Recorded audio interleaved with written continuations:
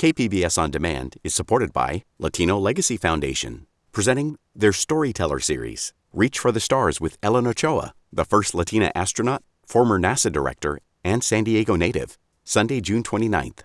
More at latinolegacyfoundation.org.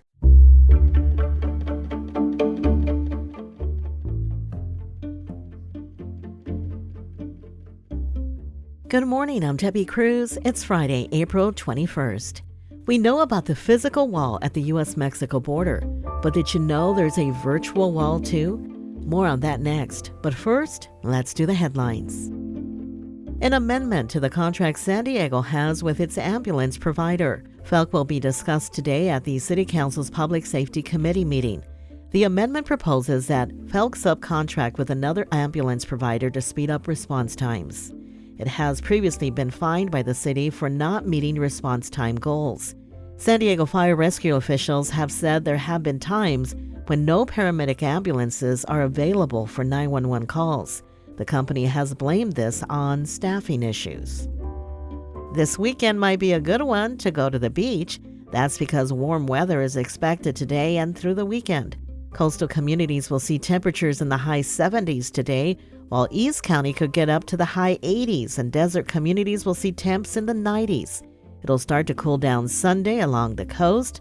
Communities further inland will see lower temperatures on Monday and Tuesday. A deer mouse near Boulevard tested positive for hantavirus. Hantavirus can be deadly in humans. Catching the virus is rare. However, it can be contracted from exposure to rodent droppings and saliva. If you find rodents in your home, county officials recommend cleaning with a sponge or mop that's been soaked in disinfectant. Don't vacuum or sweep droppings. Prevent hantavirus exposure by sealing external holes in homes and getting rid of rodent infestations. From KPBS, you're listening to San Diego News Now. Stay with me for more of the local news you need. KPBS On Demand is supported by Splatero, helping homeowners pay for home improvements by offering streamlined access to your home's equity with no additional monthly payments or new debt. Splatero provides a lump sum payment in exchange for a share of your home's future value. Pre-qualification available at splatero.com.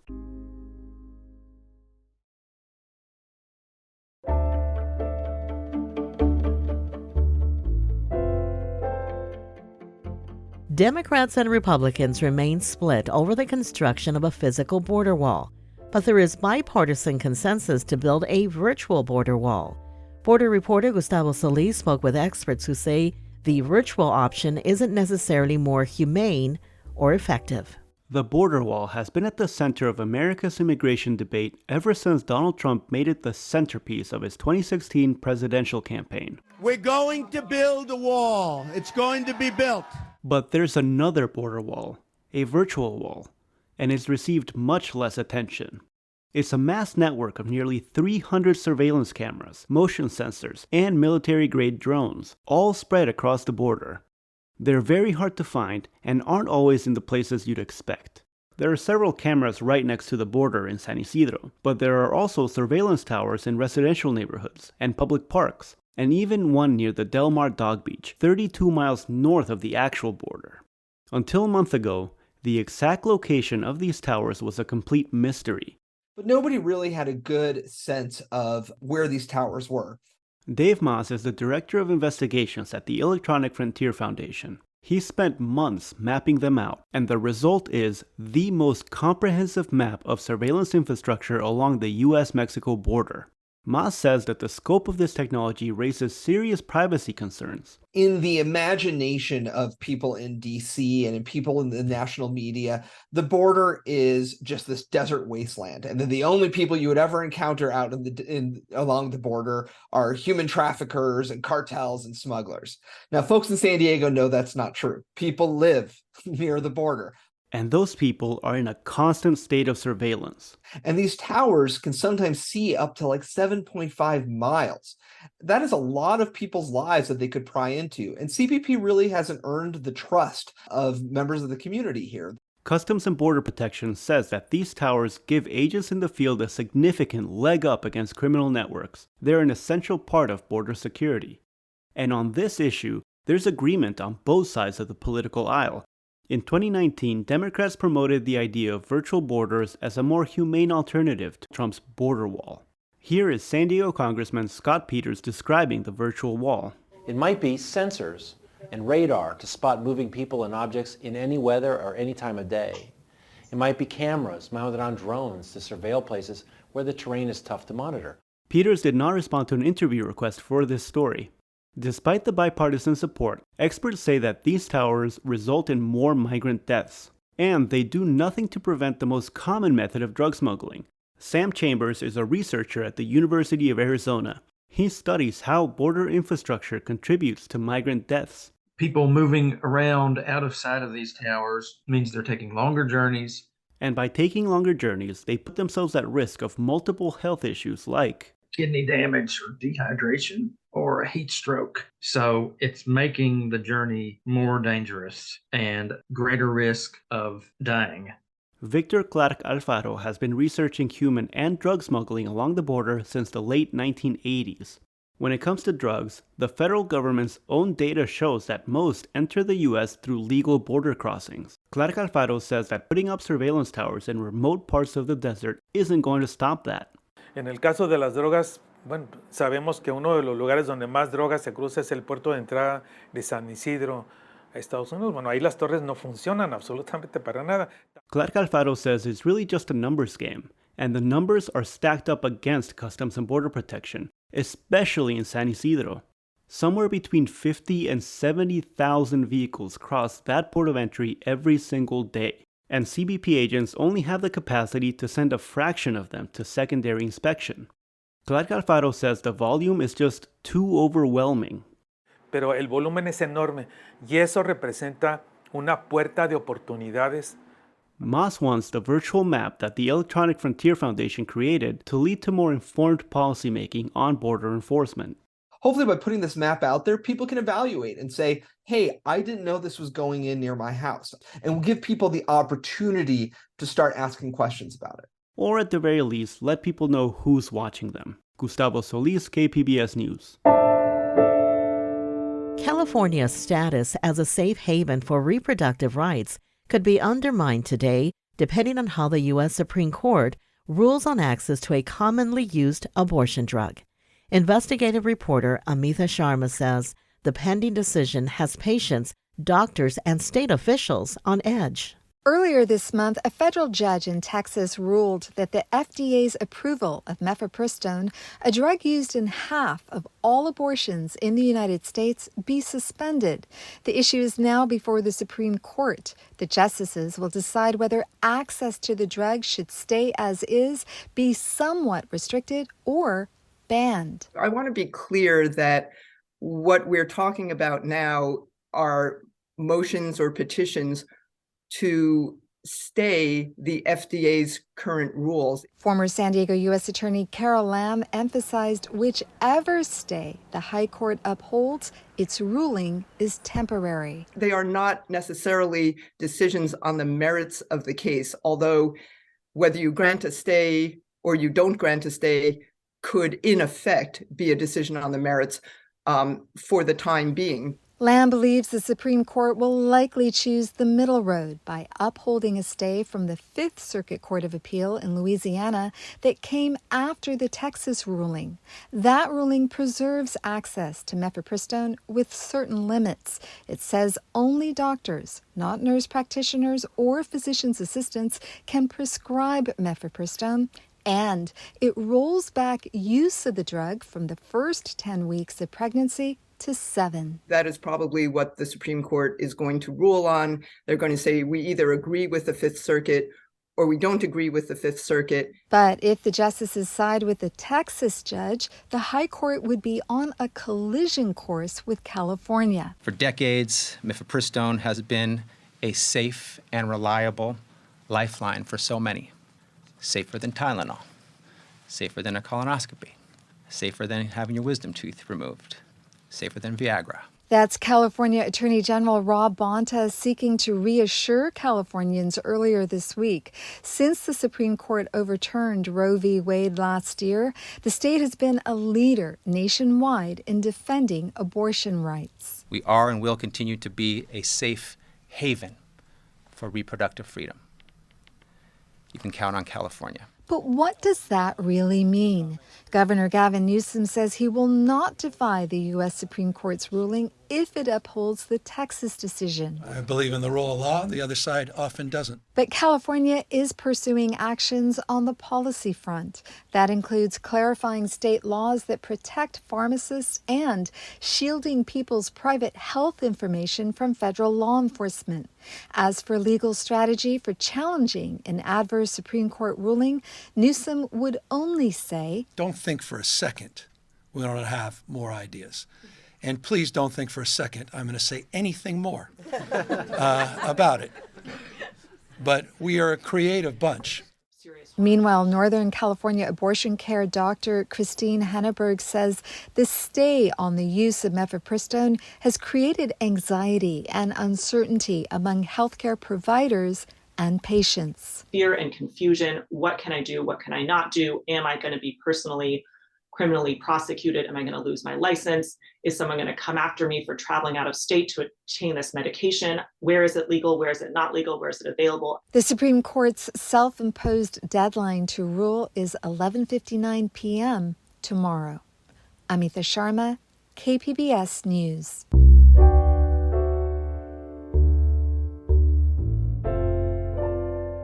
Money is coming to help get families online in San Diego.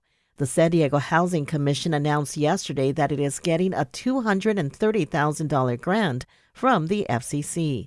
The money will be spent on outreach and to help people apply for the Affordable Connectivity Program.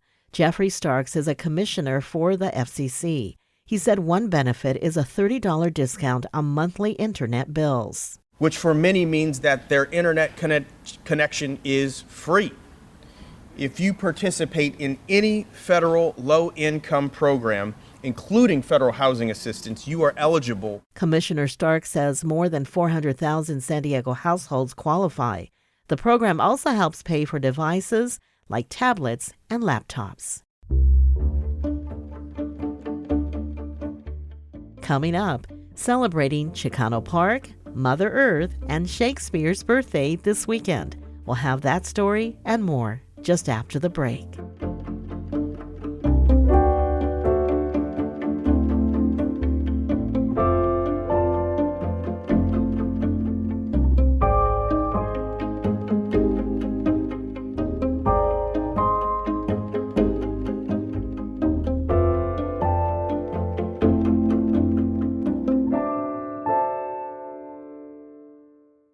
KPBS On Demand is supported by the San Diego County Toyota dealers, offering a new 2025 lineup of vehicles at your local Toyota dealer, including a new Tacoma with turbocharged 4-cylinder engines and a hybrid powertrain option. The San Diego County Toyota dealers. We make it easy.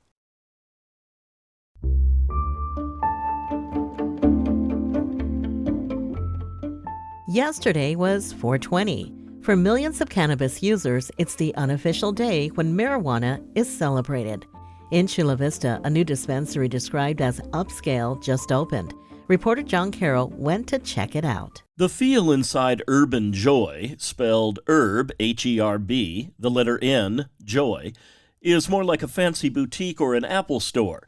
There's a huge video screen on one wall, and scattered throughout the place are little glass domes with marijuana buds under little spotlights with tablets around them from which you can order your weed. That's the fun part. But co-owner Jeff Linden says the process of getting a license from the city of Chula Vista was long and competitive. He says he and his co-owners were initially given a license, but then another operator appealed the decision and the city sided with them. Linden says he then appealed that ruling. And that took a while, but in the end the city got it right. Right for Linden because he ended up getting the license, but the whole process took more than 2 years. John Carroll, KPBS News.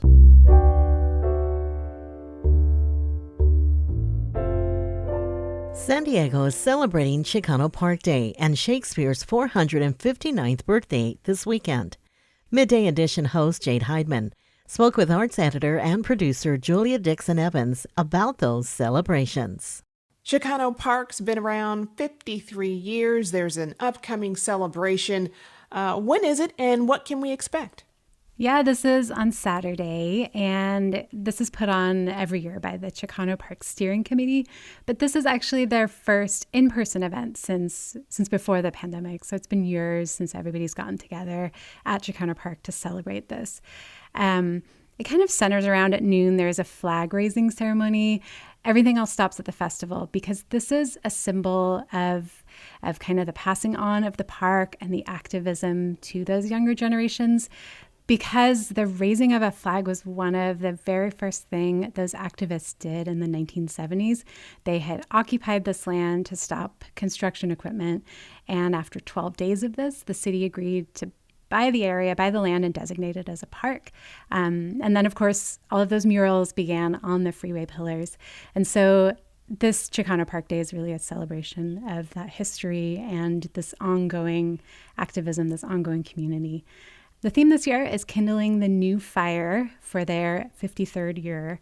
There's going to be 3 stages, dozens of musicians and DJs, poetry readings, traditional dancers, and speakers as well.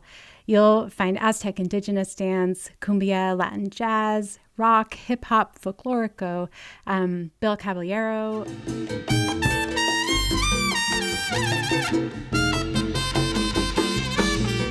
DJ Betty Bangs, Latin alternative R&B duo Ruby Clouds is also playing. This is their Eyes of Love song we're playing right now.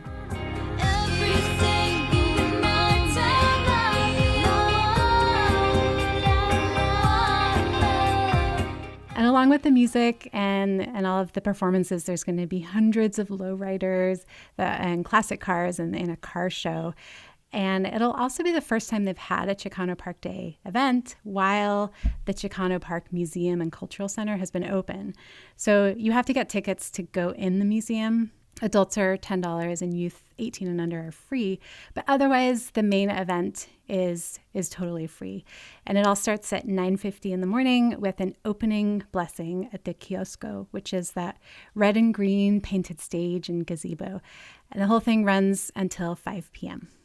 And I know a lot of work went into putting that museum together. Sounds like a great event and something everyone can look forward to. It's also Shakespeare's birthday, and the Old Globe always has a big party. So what's going on this year, and how can we join in on the festivities?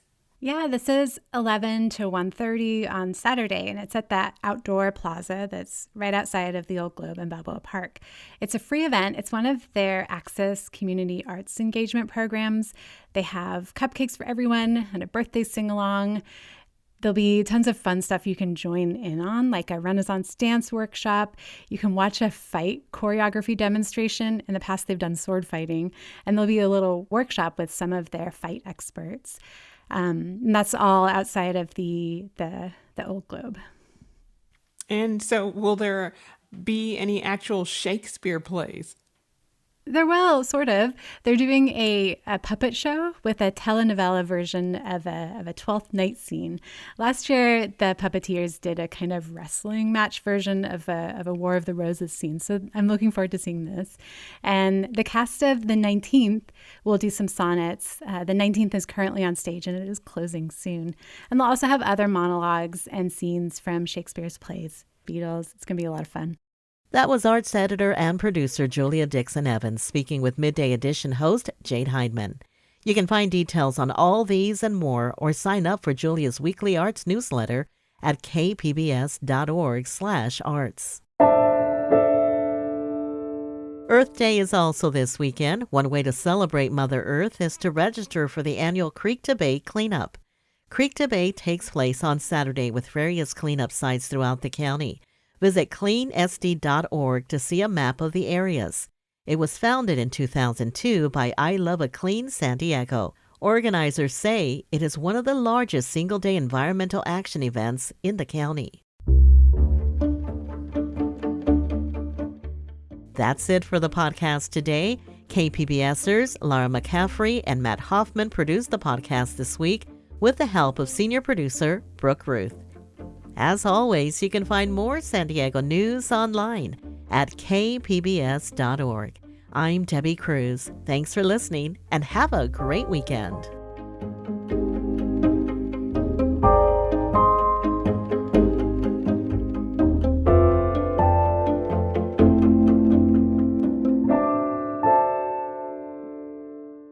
KPBS On Demand is supported by Paint Care, offering households and businesses in California more than 800 leftover paint drop-off sites for recycling. Quantities of 100-plus gallons of paint may qualify for a large volume pickup. Learn more at paintcare.org.